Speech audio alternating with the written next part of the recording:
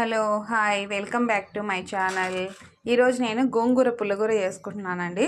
బాగా కడిగి పెట్టుకున్నానండి గోంగూర. అలాగే తిరువాతకు ఆవాలు, కరివేపాకు, జీలకర్ర అన్నీ తీసుకున్నానండి. కొద్దిగా శనగబేడలు, నెక్స్ట్ ఉల్లిగడ్డ కోసి పెట్టుకున్నానండి. అలాగే తెల్లగడ్డ కూడా కోసి పెట్టుకున్నాను. పచ్చిమిర్చి, టమోటాలు, కొత్తిమీర అన్నీ తీసుకున్నానండి. ఇప్పుడు ఒక బాణలో ఆయిల్ వేడి చేసుకొని దీనిలో ఈ తిరువాత గింజలు అన్నీ వేసేసుకోవాలండి.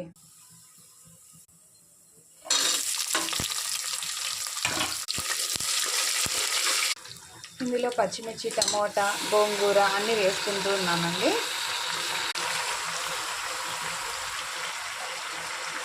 అలాగే కొద్దిగా పసుపు, రుచికి సరిపడా ఉప్పు వేసుకోవాలండి. దీనిలో కొద్దిగా వాటర్ వేసుకొని సన్నని తెగన ఉడికించుకోవాలండి.